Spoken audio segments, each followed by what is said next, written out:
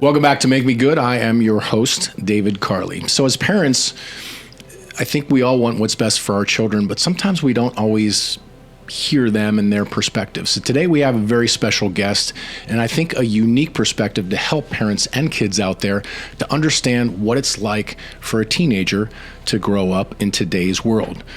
I'd like to welcome my son, Bruin Karli. Bruin, welcome to the show. Thanks, Dad. Great to have you, my friend. So we're going to start it. The point of today's podcast is to get your impressions. We want to know what it's like to grow up as a teenager in the modern world, right? We're going to talk about all kinds of things, and we're interested in your opinion. So just tell people a little bit about you. What is it you like to do? What do you do for fun? How old are you? Where do you go to school? Where do you live? My name is Bruin Karli. I love playing hockey, and I love talking about bikes. Mm-hmm. Personally, in my opinion, I think they're really interesting. I'm 13, turning 14 in a few weeks. Mm-hmm. I also enjoy hanging out with my friends and playing different sports, trying them out, you know. Yeah. I also like just chilling at home and watching movies, you know. Mm-hmm. Well, we'll talk about all that. So one of the things, we're going to talk about a lot of different things, but one of the things I want to start with talking with you about, parents worry so much, and you know this, parents worry so much about kids on social media, kids on their phone. But I want to know from your perspective and, you know, what you talk with your friends, what's your view on social media? Is it a good thing, a bad thing, a scary thing? What do you think? Honestly, I think I got social media at a little too young. Okay, you started when? How old were you? I think I was around 11. 11, okay. Yeah. Okay.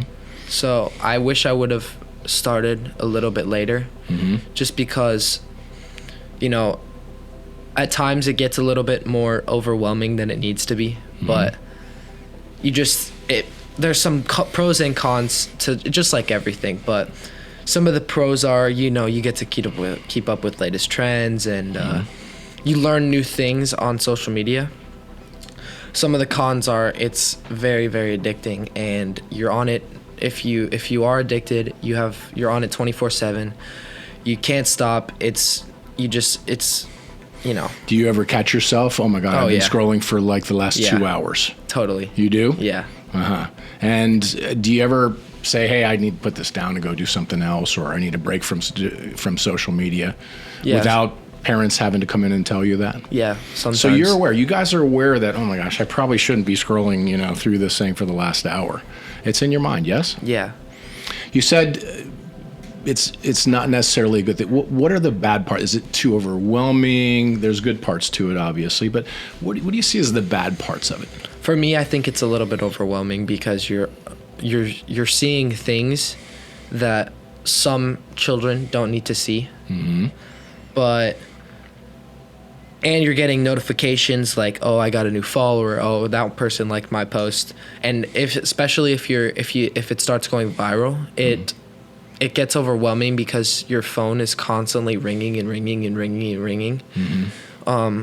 Is social media with your friends in your friend group? Is it part of your culture? Do you guys sit around and talk about the latest viral video, or is it a topic of discussion? Mm-hmm. What's so interesting about what's the appeal? And I want your perspective, obviously, but also kind of your friends. What's the draw? What's so fascinating about it that draws you guys in so much? What do you think it is? Well, you know, you're sitting on it and scrolling, and you see different things, and things that you might not have thought you would have seen past. You also, it's very addicting. So once you catch yourself scrolling, you're like, oh shoot, I've been on this for a couple hours. I should probably get off and go do something else. And then when you go do something else, you might be able to do that for 30 minutes, an hour, depending on what it is. And then you'll say, oh, I should probably go get my phone because I want to watch more, whatever. Does it make you feel connected to your friends and your community? Do you guys use it to communicate? Because the reason I'm asking is what I want is for people to understand from the parents' side of it what their kids think about it? Because we're like, oh, don't do so much social media, and we have to limit your time, and we have to put parental restrictions on and all that stuff. And it's refreshing to hear you say, hey, there's some bad parts about it. We recognize that. But how is it part of your culture as a teenager and growing up in America now? How is it part of your culture? Well, how do you use it? How do you guys use it? Personally, I use it to talk to some of my friends.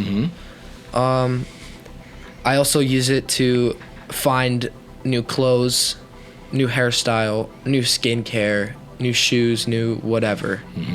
Yeah, so instead of looking in a magazine or something like that, exactly. That's where you guys go to get information. And I know it's not like the biggest topic, but you can learn about politics on social media. But it's not the most necessary thing for a kid to know, especially because they don't know as much. But they can learn, like, certain events that you see in the news can be posted on social media. So parents working about their kids looking at things they shouldn't, or funny cat videos, which is what we think all the time. There's actually value in it from your perspective. There's things that are good, things that you can learn, keep up with current events. Is that fair to say? Yeah, totally. Yeah? So there's good to it. Yeah, totally. But there's also bad to it. Yeah. Just like everything in life. Yeah. You've had time away from your phone. You're going to camp, or that's usually, if you get in trouble, the phone gets taken away. Yeah. What's it like to live a week or so without your phone, without social media? Does it Well, freak you out, or is it not too bad? It depends on the situation without your phone. If your parents take your phone, you're like, oh, darn, like, I need my phone. Like, I miss my friends. And, oh, I'm really pissed at my parents for taking my phone and going through it or whatever. But when you're at camp, you're doing other things that take your mind off your phone. And sure, yeah, sometimes you'll think about it. But it's not just phone. It's activity, lunch, breakfast, lunch, whatever. Yeah, you know. Now, parents are obviously worried about predators and people connecting with you that shouldn't, or people watching you, and all the things that we've talked about and every parent has talked about. Do you guys think those worries are real? Do you guys know that stuff is out there? Are you paying attention and watching for it? What's your perspective on the parents' position that, oh my God, we have to be so careful with our kids on social media? Do you think that's real, or do you think parents are overdoing it? It depends on what age you're at. If you're a younger person, then I think that your parents should manage your social media accounts and see who follows you, see who you follow, see what you get in your inbox, or like who adds you, or who likes your post, who comments on your post, what they comment on your post at a younger age. Once you start getting older, I think they should let off a little bit. But personally, I still think that parents should monitor their account until they're up to the age of maybe 16, 15, 16. What do you think is enough and not too much in terms of parents? You're 13, so coming on 14. So for a 13 or 14-year-old, if you had your way and you were the parent, what would you let kids do on social media, and what would you say, oh, that probably should be monitored more carefully? I think that you should be able to post stuff that your parents can see, so that way it makes sure, especially because of me, I'm a hockey player, and I don't want to post anything that might affect me in the longer run. But I think that they should be able to see what you post, who you follow. I also think that they should be able to see your inbox, because every once in a while I'll get a message on Instagram that says, hey, I'm a hockey coach. I've been coaching for 30 years, and you don't know if it's like a scam or just some fake guy trying to troll you. So you guys are aware of trolls, and you guys are aware of people out there with bad intentions, yeah? Yeah. You're aware of it. Have you or have your friends had scary moments where like creepy stuff happened that you're guys like, whoa, that's pretty sketchy? Have you run into that yet? Yeah, a couple of my friends, they were followed by this weird guy, and he would text them, he would message them. He said, hey, like, do you want to meet up one day? And he said that he was 15, but we went to the police, and they said that he was like 45. and he was like a child predator, and he'd been caught multiple times trying to. Did you guys talk about it? Yeah, we talked. Or did you go right to parents? How did you handle it? Did you talk about it amongst yourselves? Personally, I didn't get the message. It was two of my other friends. Yeah. But who did they go to? What I'm getting at is I want to know, they saw this, they recognized it. Who did they talk to first? They went to the person. They said, "Yo, dude, I just got this weird message on Instagram that says, 'Hey, do you want to meet up?' I don't think I'm going to do it. I might take it to my parents because it sounds a little bit sketchy." And then they would say, "Oh, yeah, I got the same thing. Maybe we should both go to our parents and see what our parents say." Yeah. And then the parents took it to another step, which is totally reasonable. I totally get, because it sounds scary. You know, you're meeting up with somebody you don't know. Yeah. Let's switch gears for a minute, and we might come back to social media because it's such an important topic. But I want to talk about school. And you have kind of a unique perspective because you've been in a private school, you've been in a public school. I know you have an interest in online school. And I want parents to know, for example, when I went to school, we had books and book bags and lockers, and now there aren't any books. It's computer driven, and it's very, very different from what we know. And I want to kind of get a perspective from you. What's school like? What's modern school like? What's the good parts about it? What don't you like about it? What's your experience been? Talk about your impressions of school so far, and walk us through, what it's like to be a student. Well, I don't like school. I'm not a huge fan. Okay, well now you're stuck on that question. We went, why don't you like school? What is it about school that you don't like? Getting up at 6 a.m. You're tired. You go to bed at like 8, 9. It's stressful because your grades. What's stressful about grades? Well, if you're failing a class, you're like, oh shoot, I'm failing that class, I need to get it up. And then you focus on that class, and then you realize you're failing another class, and then you have to go back to that class, and then you fail that other class again. So it puts a lot of pressure on you, especially with homework, because when you get home, all you want to do is chill and watch TV and scroll on your phone, obviously.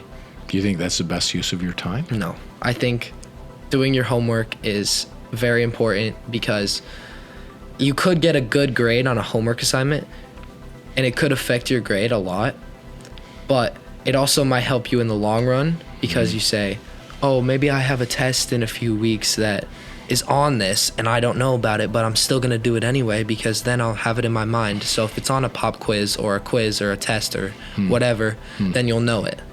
What's been your impression of your teachers so far in terms of their interactions with you? Do you feel like your teachers care about you guys? Are there good teachers and bad teachers? What is your experience? Yeah, well, you just said I've had some good teachers, I've had some great teachers, I've had some not so good teachers, and I've had some terrible teachers. Okay, what makes a really great teacher? I think that they have to show you what you're doing first, let you try it by yourself, and say, if you need anything, raise your hand or ask a question or come to me. And then if they let you do it on your own to see, it's like a first draft.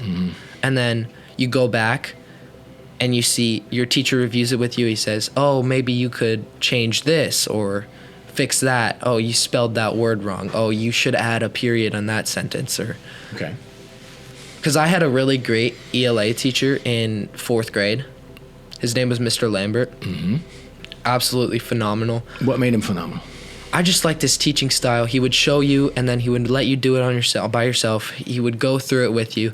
Then he would help you a little bit more, and then we would go through it again. And then he would say, okay, go ahead and fix this, change that word to this, add a sentence there. Oh, delete that sentence. Oh, that word doesn't really make sense. And you would go back and edit them, and your story would look perfect. Yeah. Tell me about the environment in school. I mean, there's no books, obviously. You guys are following on notepads or computers or whatever. Is your impression that your classmates are taking this seriously? Are they blowing school off? Do kids care about school anymore? I think it just depends on the kid. If you don't like school and all you want to do is go home and watch TV, then there's nothing you can really do about it unless you show them that school is important. Because for me, I always thought, and you guys, both my parents have told me, hockey might not work out. And if you don't have school, then you're not going to be able to do anything. Do you agree with that? Yes, totally. I think that if you'd have to get good grades. Why? Because if you don't get good grades, maybe your coach will look at it and they'll say, oh, maybe he's a great hockey player, but he's not a very good student. So what do you think good grades say about you? If you're a student and you get good grades versus a student who doesn't get good grades, what do you think that says about you to a hockey coach or to someone who's interested in you for another reason, or just in general? What do you think that means? Well, I think that if you have good grades, you might get called a nerd or a freak, or, oh, you're so smart. Oh, you want to help me with my homework? I'll give you $50. But That doesn't sound like a terrible deal. Exactly.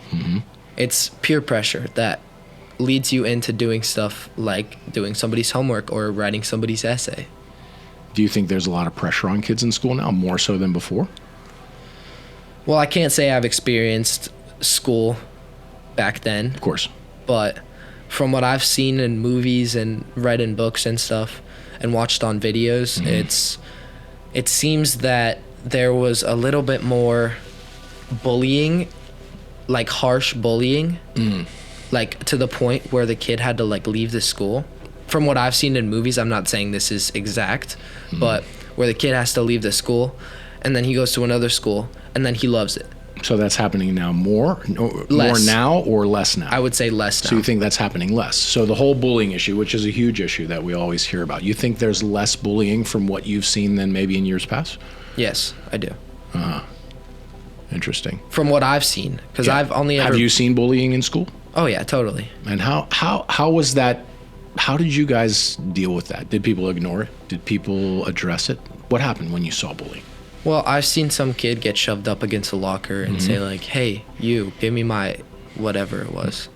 And it was one of my friends actually. And so I came up to him, I was like, hey man, leave him alone. Like, he didn't do anything. And then he actually ended up leaving him alone for the rest of the year. Well, You just have were to... you bigger than that kid? Oh yeah, totally. So do you believe if you see someone getting bullied that it's your obligation to step in and help, even if it's someone you don't know? Why? Be an upstander, not a downstander. What does that mean?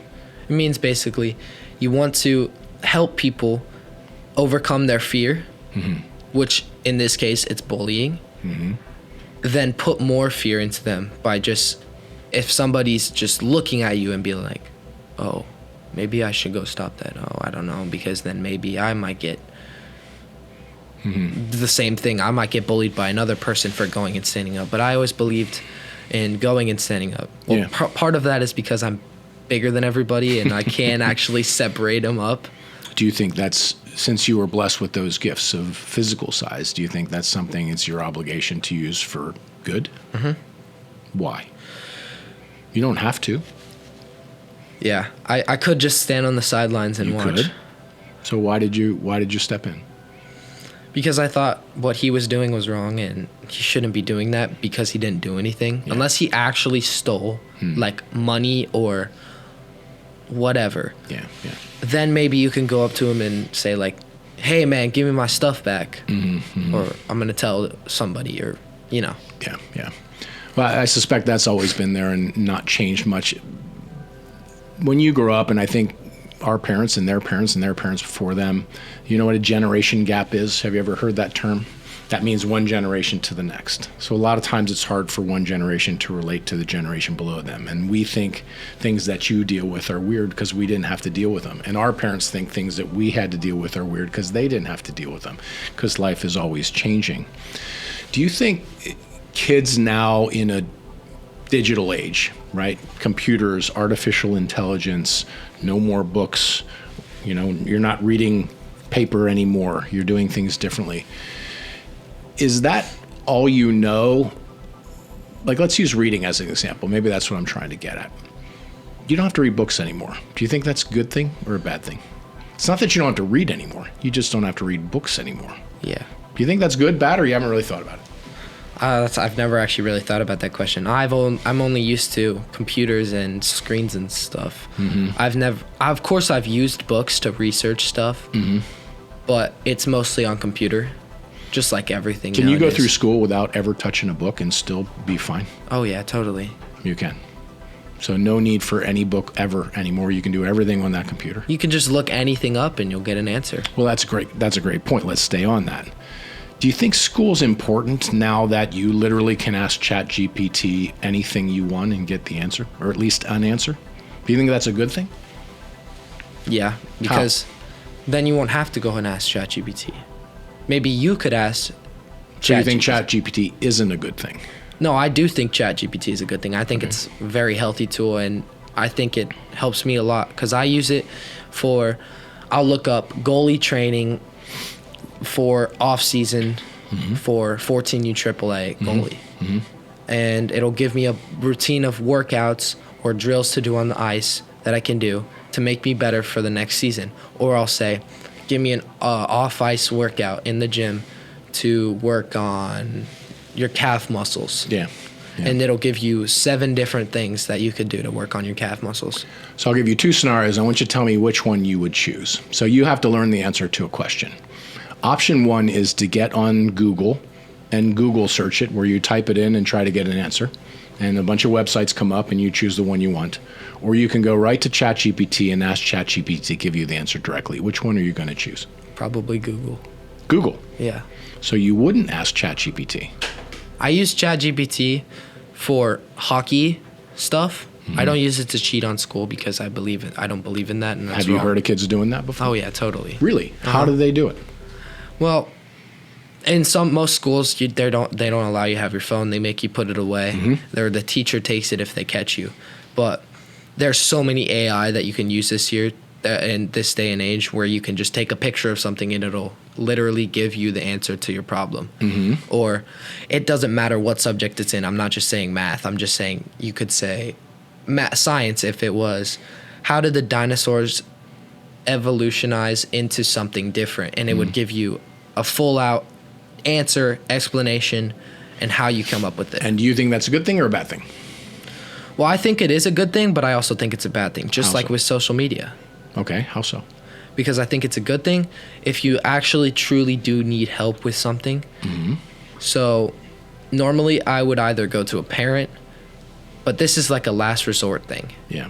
So you take a picture of something and it will give you an answer. And I always read the extra things to see how they got it. You do? Yeah. Really? If my mom's not home and I'm doing homework by myself and I truly cannot figure out a problem, I will go onto AI and take a picture. I'll look at the answer and then I'll read the extras. So when ChatGPT gives you an answer, you don't assume it's a correct answer, or do you? Well, So the answer you get from ChatGPT, do you think that's the correct answer? it may or may not be. You can never know, because if you can't figure it out, that's why I think school is important, because you have to be able to know how to figure it out. Yeah. So maybe if ChatGPT is wrong, you can say, okay, that's wrong. That I'm sure there's been many studies and tests that say, let's take a problem and let's put it in a ChatGPT and then solve it out with our brains. Yeah. And they take maybe the best mathematician in the world and put it up against ChatGPT. ChatGPT may be able to do it faster, but it might not be right. Yeah. Separate school question, because this has been criticized amongst adults. Do you think traditional subjects like American history, language arts, math, science, do you think they should still be taught, or because ChatGPT always knows the answer, you should maybe learn something else like coding or another more modern type of subject? What's your opinion? Do you think traditional classes like social studies, for example, are still useful, or because you can get any answer you want at any time through chat, they're not that useful anymore? Personally, I've always found history and American history interesting, and I like learning about it, and Egyptian and Roman and Greek history. I've always found it interesting, and I like learning about it. But you can always also ask ChatGPT, and it'll give you another answer.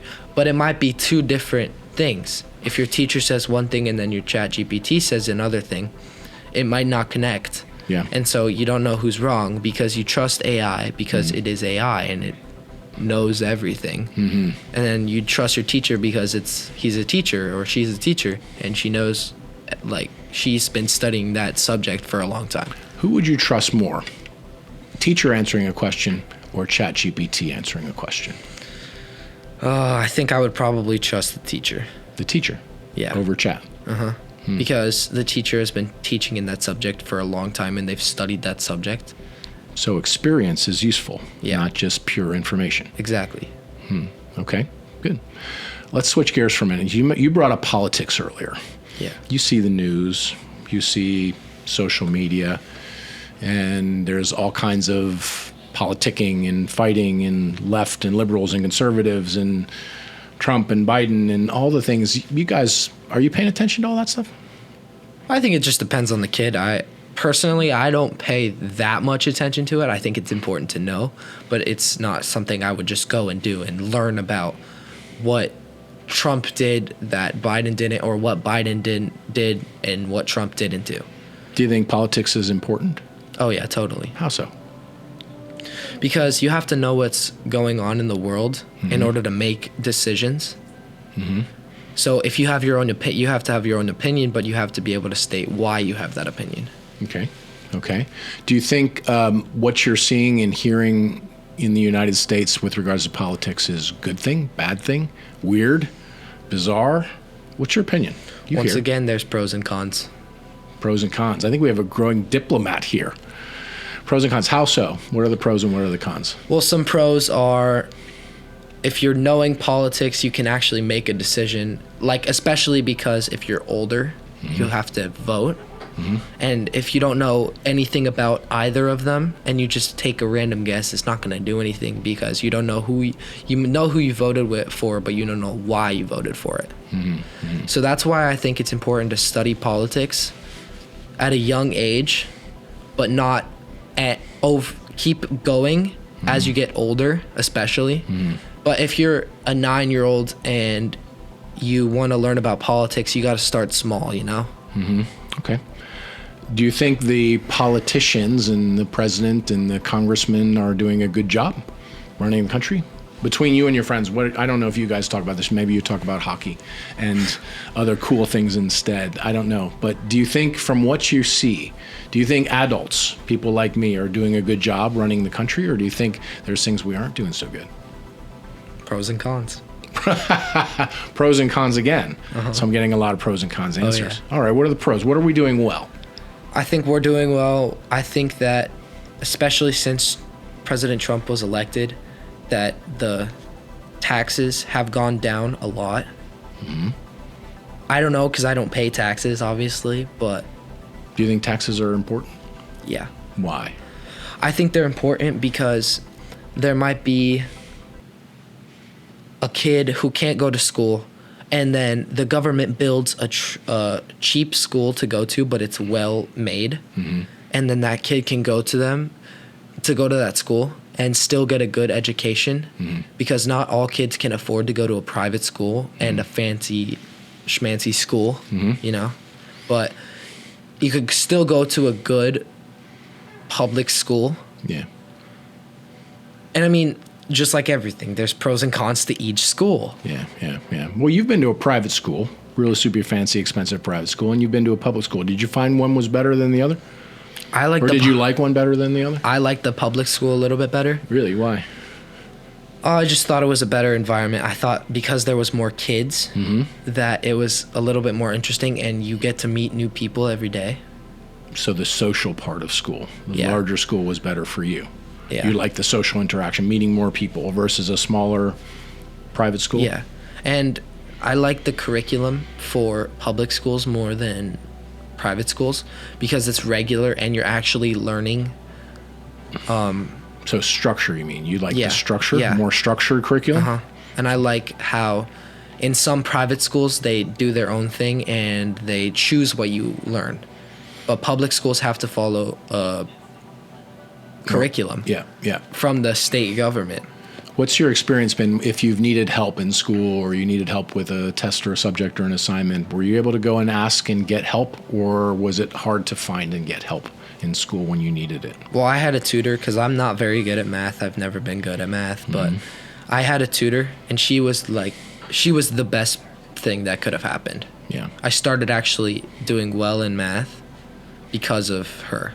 Did your outlook about math change when you started doing better? I still didn't like it, but I would do it to the point where I know that it will get me somewhere, and I know that I could be good at it if I actually start trying. Yeah, yeah. All right, let's talk about, again, the point of this is really to try to get and understand what it's like to be a kid nowadays. So let's talk about kind of your goals and your dreams and what you want and what you like. Who would you like to be? What would you like to be when you grow up? Well, there's a couple different options. First choice would have to be a pro hockey player because Pro hockey player, all right. I love hockey. It's my favorite thing to do. What is it about hockey that you love so much? Well, I'm a goalie, which is kind of a weird position to think about, and because you're stepping in front of 70, 80, 90 mile an hour shots just to save your team a goal. And of course, you're well padded, and people, they think that goalie, you just sit in the net and you just kind of move your arms, but there's way more to it. There's actual positioning, and for hockey, there's skating. For soccer, I'm sure you still have to run because you have to go from this side to the goal to this side to goal really fast. But you have to be in position at all times. You have to know what the player's thinking 10 steps before he actually does it. You have to look at his eyes when he's taking a shot, and if he's looking at above your shoulder, then you would go above your shoulder. Does it hurt when you take those 70 and 80 mile an hour shots? Well, it just depends on where you get hit. If you get hit in the back of the leg, oh, totally. What about when you get hit right there? In the face? You'll get a little ringing in the ears? And you'll go like that, and you'll say, oh, gosh. And then the player will usually come up to you and say, oh, shoot, my bad. I'm sorry. I didn't mean to. And you okay? And you'll say, oh, okay, I'm fine. You might be loosey-goosey for a minute, but eventually it'll get better. What lessons do you learn from hockey? What makes Bruin a better person playing hockey? Discipline. Discipline. Yeah. Okay, how so? Because if you mess up in a game and you lose 7-0, they always try and say it's not the goalie's fault, but sometimes it is. You just have to admit it. Sometimes the goalie messes up and he'll let up a bad goal, or he'll come behind the net and play the puck and whiff it, and then the player will come and get it, and then they'll shoot it and score. But you'll have to go run after the game or do some kind of punishment. So coaches call it. Some coaches just they'll say, oh, it's okay, good job, I'm proud of you still. Some coaches are, okay, we're going to go outside, get undressed fast, we're going to go run for 30 minutes straight, and you guys are going to learn that if you want to play hockey, then you have to actually play hockey. And which of those styles do you like better? I like the tougher style. Why? Because if you get super nice in your head, you'll think, oh, I'm the superstar, I'm super good. So it keeps you more humble. Exactly. Because the coach might say, okay, this goalie is better than you. Yeah. Okay, this player is better, and he's going to be on a different line. Okay, this goalie's going to start. Okay, you're going to back up this game. And then that goalie might have a bad game, and you'll go in. But what if you have a good game? You might start the next game, but then you have a bad game, and then you go back to the bench. Have you had to deal with fans or parents heckling you in goal yet? A couple times. Yeah, how'd that feel? I kind of just block them out. But after the stories after the game, I honestly kind of laugh a little bit because you're an adult. Come on, what are you doing? It's a kid's game. Relax. Do the kids think the adults are sometimes kind of ridiculous when it comes to sports? Totally. My friend once, we were in Vegas for a tournament, and it was this crazy game, and my friend got kicked out of the game, and he started skating up towards the opponent, the opposite parents, and flipped them all off. Yeah, how'd that go for him? Oh, he got kicked out of the game. I'm sure he did. Do you think that was the right decision? No. What should he have done? He should have just said, "Oh, those guys don't. They don't know what hockey is." They're just doing that because their kid plays on the team. They don't know what they don't know what they're actually saying. So people probably wonder this. On the ice, can you hear the fans and the people and all that stuff? You can hear it. Definitely. Does it affect you? It just depends on what they're saying. If they're saying, "Oh yeah, nice save, Bruin," or "Oh shoot," and then the other, it's kind of intimidating when the other parents cheer. Mm-hmm. But when your parents cheer, you feel like out of the world. You think, "Oh, I just made a great save. I hope my bench cheers for me. I hope the parents cheer for me." So you feed off the crowd. Yeah. If there's a crowd there and they're cheering for you, you guys use that energy positively. Yeah. So what pro athletes say is true, and that is, when we're playing at home and we have our fans behind us, we're charged up, and that makes us play better. That's true in your experience as well? And, it kind of pisses you off when the other parents are booing you because you made a good save, and they'll say, "Oh, you suck. You're not that good. Oh, you're super. You may be good, but you're not that good. Oh, he's totally better, even though he might not be better." Yeah. Now, I'm sure you've heard this before, that the likelihood of you becoming a pro athlete is 0.00001% or something like that. I don't know what the number is. Yeah. But you say to me that one of your goals is to become a pro hockey player. Does that bother you that those chances are so small? It definitely does, because it could be anybody in the entire world. Mm-hmm. Every person that wants to take hockey seriously wants to go play college or D1 or D2 or D3 or NHL or AHL. And do you think that could be you? I think anybody could do it. With the right coaching, right training, and right team. Do you think in hockey, and we've talked about this, but I think it's important maybe for people listening to hear, kids need to decide pretty young to commit to hockey full time, right? Because scouts and people start to look at kids your age, 13, 14, 15, definitely by 16. Do you think that's a good thing? Or do you think kids would be better off playing like lacrosse and others, multiple sports? What do you think is better, committing to one sport and dedicating yourself fully to it, or playing multiple sports? I think it's good to play multiple sports at a younger age because you can expose yourself to different things. I played lacrosse and I loved it, but I knew that I wanted to take hockey farther than lacrosse, and I was better at hockey than I was at lacrosse. So I said, okay, I think I'm going to give up lacrosse. Maybe I'll play it for fun, but it's not, you're going to a game and you're playing for an actual team. You might go to a rec thing and just go play around, shoot a ball with a goalie in the net. Do you ever get sick of hockey? No. Never. You've played hockey 4 or 5 hours a day sometimes. Never once got sick of it. Well, sometimes you'll be like, okay, now I need a break. I'm really tired.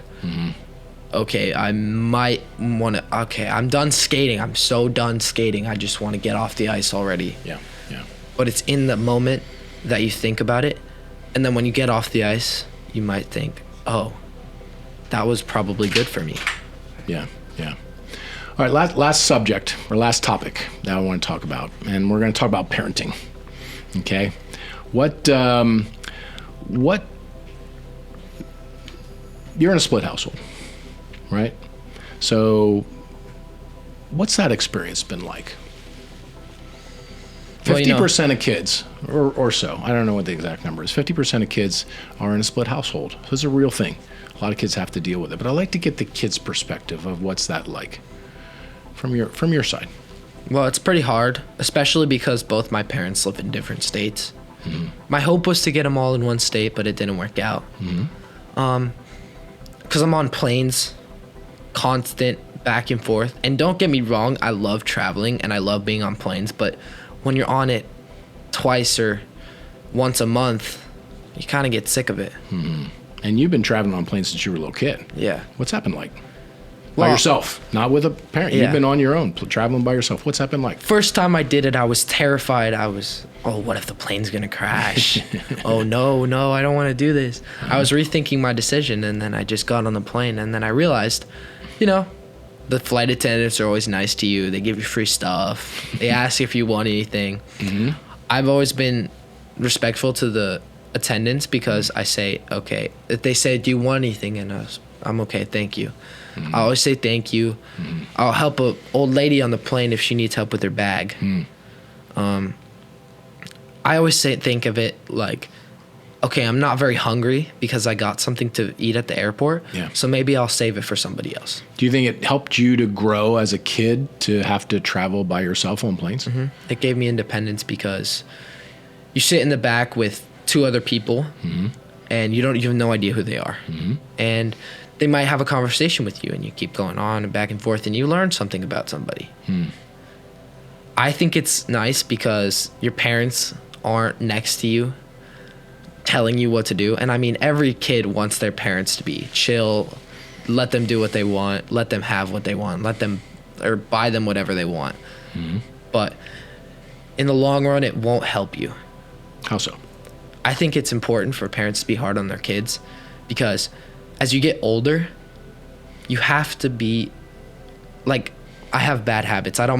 Sometimes I don't make my bed in the morning, or I'll leave clothes on the floor. And you guys ride me about that. And I think I might be in the moment and I'll be like, oh shoot, I don't want to deal with this anymore. I'm so tired of having that talk. But then maybe 2 or 3 days later, I'll think to myself and say, maybe that was for the best, because when I get older and I'm living on my own, I don't want my house to be a complete mess, or I don't want to be living dirty. And I also think it's important for parents to teach their kids about money. How so? Because if you don't know how to make money, and you don't know how to invest, and you don't know how to manage your spending limits, and you don't know how to run a bank account, then how are you going to be able to do that when you're older? So you mentioned earlier that you love bikes. Yeah. And what is it that you would like to get? Well, I want to get another e-bike. It's a little expensive, but I've thought about it and I've made up plans. I've showed that I'm going to be safe. It's just the money problem. That's the problem. So what's your money problem? So I went to my mom in the beginning of the year and I said, hey mom, can I maybe get this bike? And she said, okay, let me think about it. And then it probably wasn't going to work out because I had to move halfway across the country to Florida from Colorado, and it was expensive. So how were you going to solve that problem? Maybe I was thinking, okay, maybe I could pay for most of it and have my mom could contribute. And then I thought about, okay, what if I get my grandparents to contribute? So I talked to my grandparents about it, and then they said, okay, go talk to your dad about it and see how much you can get from your dad, and then text us back and we'll think about it. It's mostly just been, it's not a yes or no, it's mostly, okay, maybe I'll think about it. Well, the reason I ask is you said it's important for kids to learn how to understand money and manage money. And you've got a problem, which is a money problem, right? Yeah. You need money to buy the bike that you want. So based on what you've learned about money so far from your parents, me, your mom, your stepmom, what would be your solution to try to solve that problem? Either pay for all of it or see if you can convince. Okay, how would you do that? How would you pay for all of it? You get pickup jobs, mowing lawns, washing cars. And when I'm a little bit older, maybe I could get a summer job or get a year job. So what do you think would be better? I'll give you 2 choices again. So you could get the money from grandparents and parents for birthday and Christmas and whatever it is and get enough money and buy your bike. Or you could work and do jobs to make your own money to buy the bike. Which do you think would be better? In the long run, I think it would probably be the work, because it teaches you a lesson. Okay, I worked really hard for this, and I'm really going to enjoy it. Okay. Why is that better? Because it teaches you a lesson to say, okay, I'll work hard for things, and in the long run, if you start a business and it doesn't work out, it's okay. You say, okay, I tried. I'll try something else, and keep trying and trying and trying and trying. Okay. Until I get it right. That's my motto, is I want to be very successful. So sometimes you just have to learn from your failures. Exactly. Have you failed at something? Oh, totally. What's the worst thing that you've ever failed at? Give me like a doozy, right? The thing that you're like, oh man, I totally screwed that up. When I broke my ankle the week before states. Ah, that's a good story. Tell people that story. So it was wintertime. It was the end of the ski season. I was back in Colorado, and I said, okay, maybe I'll go snowboarding with my friend. I knew I had states in a week. State final in hockey. State final. We made it to Which states. you had helped your team to get to. Yes. And I went up on the mountain, went up the chairlift, my friend and I, went down this simple run, and then we went down a kind of a hard run. And it got to the simple run, and a lady cut me off, and I fell, and my snowboard went into the snow, and I bent back, and I fractured my ankle a week before states, so I couldn't play, and we ended up getting second place. So when you crashed, obviously your ankle was hurting. You probably knew you hurt something, right? Yeah. Did you know you broke your ankle at that time? No, I thought maybe it was a bad sprain because I fell, and then I got up because I was probably just a little bad. Because I didn't feel anything when I fell. Yeah.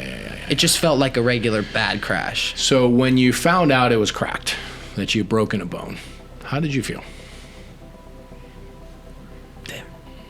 You were mad. Yeah. Were you mad or were you disappointed or how did you feel? I was disappointed in myself. Yeah?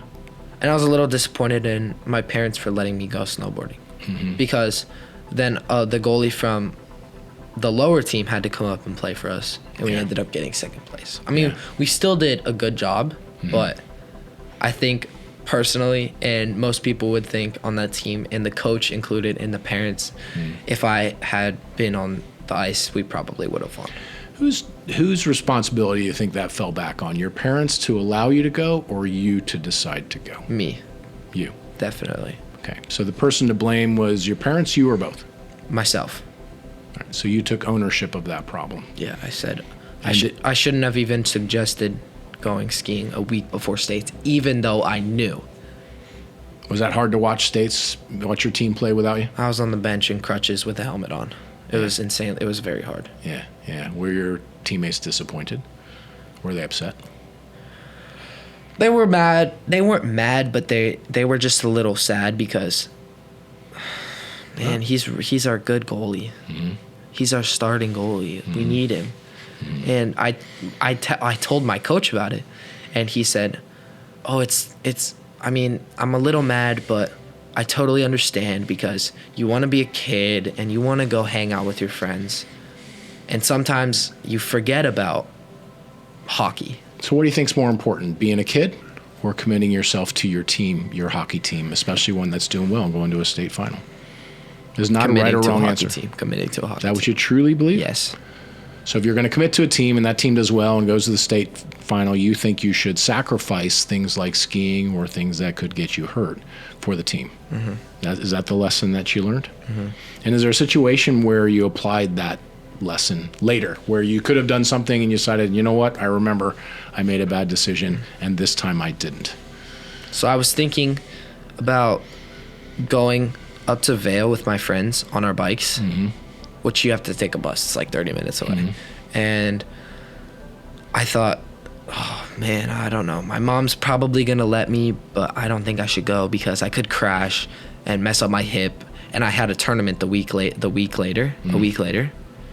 And I ended up just sitting at my house. You proud of that? Definitely. Even though my friend was disappointed because he really wanted to go and he couldn't end up going.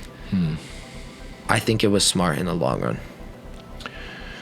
So as you get into your teenage years, and you guys still got a ways to go, are you excited about becoming an adult, or would you rather stay a kid for a while? Does the world scare you? Is it a scary place? Or is it something that you're excited to become an adult and live your own life? What's your view? I think that I've always wanted to go, ever since I started playing hockey, I've always wanted to go to Boston University, which is in the city. And I want to live in an apartment with 2 other people, and it gives you a sense of independence. But it's also kind of scary because it's in the city. There's some creepy people, some messed up people, just like on social media. Yeah. There might be a kidnapper who wants to come and kidnap you. So you guys worry about that stuff? Yeah, definitely. Yeah. Last question. Name a situation where dad made a decision that you disagreed with and you thought dad was wrong. All right, let me think about it. And there's no right or wrong answer, and you will not get in trouble. Name a situation where I was wrong, and you still think I was wrong, but I made a decision and you had to deal with it because you're the kid and I'm the dad. Can you think of one? Okay. And of course, I am not perfect, and I'm sure this has happened many times. Probably when you take my phone. When I take your phone. So if I take your phone away for doing something wrong, you think that's wrong? I mean, I don't Or you just like don't it. like it? I don't like it. I'm talking about a situation where you think, Dad, I'm right and you're wrong. Has that situation come up recently? Or mom, or stepmom. Do you remember or the hair? Do you remember the hair incident? The hair incident. Tell us about the hair incident. So, back when I was a little stupid little kid, I wanted to dye my hair pink. Yes, you did. And I wanted to do the whole head. And I went to dad and he said, okay, just do a few strands. It'll look terrible. I hope you know that. But you can just do a few strands. And so I ended up having a little tantrum because I said, well, it's my hair. I can do what I want with it. And I went in and went to my mom's house and I did my whole head. And? I came back to your house and you were pretty mad because you said only do a few strands, which I still think is a little bit wrong because I ended up doing it anyway. And of course I know I messed up, but Why did you want to dye your hair pink? so I could learn. So you could learn? That was your reason? Yeah. That was your real reason? And I wanted to try things. Okay, so you're experimenting, Exactly. which kids do. Do you think it's important that kids experiment? It just depends on what it is. Do you think parents should monitor what they experiment with, or you think kids should have more leeway to do what they want to do? I think that it also depends on what it is. If it's something on your phone, I think your parents should monitor it. But if it's going and hanging out with new people, So if a kid comes home and says, Mom, I want to dye my hair pink, do you think the parent should let the kid explore having pink hair nowadays? Do you think that's good? well, I think that No right or wrong if answer. it was me, I would say, okay, but I don't want it to be permanent. It's not going to be permanent. Okay. But if you truly do like love it and you want to keep it, we can talk about it and make a decision to see if you could keep it. So a follow-up question to that. A kid comes home and says, Mom, I want to be known from now on as a cat. Do you think that's right? No. Do you think a parent should allow their No. kid to be identified as No. a cat? No. Or something else? I always thought that was so wrong. Why? What did you think was wrong? Because you shouldn't want to be a cat. Why would you want to be a cat? Is that the view of your friends and your peers, and that this yeah. is ridiculous and silly? Yes. Because there are other people that are dead serious and think it's really important. No, What do you guys think? I think it's really dumb. And it's to add on to that, the gender changing situation. Changing from a man to a boy to a girl, or a girl Yeah. to a boy. Multiple studies have shown that it might help. You might think that's what you want to do, but then you might love it for 3 or 4 years, and then you realize, oh, shoot. So you guys have actually looked at this. Yeah. You said I've looked studies. at it with parents. Yeah. I haven't looked at it Did with you my look at it friends. because you were interested, or because parents made you look at it? No, I asked the question. When I was like 6, I said, why did boys want to become girls? And why do girls want to become boys? And we took a look at studies, and there had been multiple famous people who have said, I wanted to change my gender. I did it and ended up hating it. I ended up wishing I had never done it. And who knows, you might love it for the rest of your life. But What about we have friends who are gay. What's your view on that? I totally You think have family members Yeah. who are gay. I totally think that being gay is it's fine. I'm not gay. I know you're not gay. Well, I would hope not. I'm married. Yeah. Exactly. What's your view on that? Does it seem weird? Does it seem fine? Or are you comfortable with it? I think it's a little weird because How so? I like women, you know? So it's different. Is different uncomfortable when you're a kid? When you first see it, when you're first exposed to it, you might think, "Oh, this is kind of strange. I don't know if I want to. I might want to do this. Oh, no, I don't want to do that. I like women. Oh, I like men for girls." Yeah, like we've seen, if we saw a friend who's gay with their boyfriend, would that seem odd to you? No, not in this day and age. No, totally not. Because I've been exposed to multiple.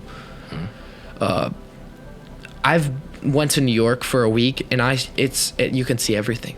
Yes, you can. You'll see everything. You'll see people in fursuits. You'll see people with the craziest outfits on. You'll see just casual people dressed really nice. You'll see homeless people. And do you think it's good to get exposed to all that stuff? Definitely. You think you learn as a kid by all that stuff? I think that you should grow up with exposure to multiple cultures, multiple styles, multiple foods. I'm not a picky eater at all. I love trying new foods. And there's one food I will not eat. I refuse to eat mushrooms. Yeah, that's true. That's true. But all right. Well, you've done a great job. You were awesome with your answers. Thank you for being on the show. I really appreciate it. I think I learned a lot. I hope people listening got inside the mind of a modern teenager to see what's important to you guys. And I hope one day you come back and maybe you're a little bit older and we'll go through this exercise again. Yeah, thanks to Bruin and Karli for being on the show. This is Make Me Good. Thanks, my man. Thanks for having me. You bet.